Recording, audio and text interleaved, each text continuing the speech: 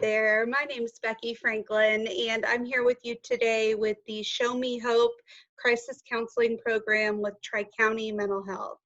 I am one of our older adult specialists, and today I am here to talk with you on the topic of coping with change.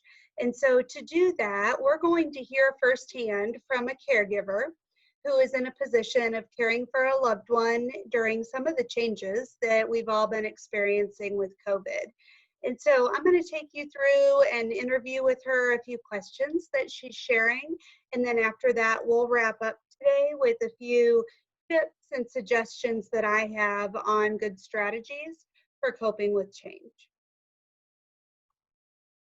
Question 1, what is one change that you have experienced as a caregiver during COVID?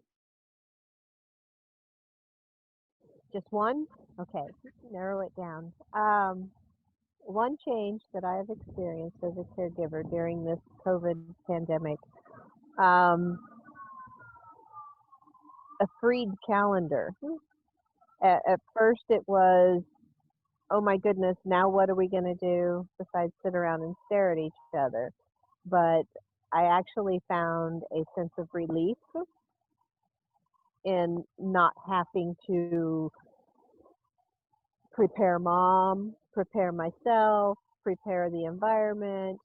I often talk about the little puppy that's piddling on the floor while you're getting ready, and not having mom go through that anxiety of her being prepared, my being prepared, everything being prepared, it's huge and getting worse. Question 2, has COVID impacted how you communicate with your loved one? And if so, how? With my loved one, communication. Well, there's the constant, she wakes up every morning. Are we in a pandemic? Yes, mom, we're still in a pandemic. So it's a lot of reassuring. And investigative, trying to communicate that with her, whereas holding my own fears, at a unnoticeable level, because I don't want to give her any reason to be more concerned. So yeah, we have had some very blunt conversations. What with seniors being the target audience for COVID, how would she like to handle it? And last, question 3, what is one piece of advice that you would share with a fellow caregiver during this time? One piece of advice, and I think it comes through at every caregiver support group, put on your own oxygen mask first. Take care of yourself.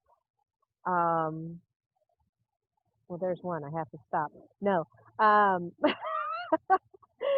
And stay in the moment as much as possible, because my timing of planning and desires and reflection nowhere fits in, excuse me, with her timing.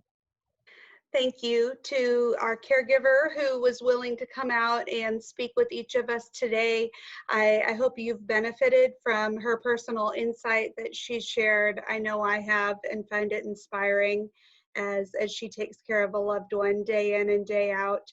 To wrap up today, I would love to just share with you a few ideas on coping with change, whether you do find yourself currently in a caregiver role or whether you are experiencing these changes firsthand, or oftentimes a little bit of both. So a couple of things. When we go through change, it is not uncommon for us to experience feelings of uncertainty. So a couple of recommendations. One, focus on what you can control. And so some days that might feel like you have to really dig deep to identify things that you can control. But I would recommend starting small on that. So highlighting what is in your control can really help to offset the focus on some of the things that are out of your control. Secondly, focusing on a sense of routine in the day, trying to have some sort of a flow to the events of everyday life can help both those that you're caring for and also for you, that you have a rhythm that unfolds. Third, I would recommend just adding in things that bring joy. And so look for things throughout everyday life that bring a sense of beauty, a sense of meaning, and with that, celebrate your accomplishments. So those are three simple things, just some ideas to get you started, but would love to hear from you what things are helping you to cope during this season of change as a caregiver. Feel free to drop a comment underneath our video here. Also, just want to tell you as a reminder, we are here for you. Even as you're caring for somebody else, we are here for you. You are not alone. We're going to put the number here for our disaster relief hotline. Don't hesitate to reach out. Take care.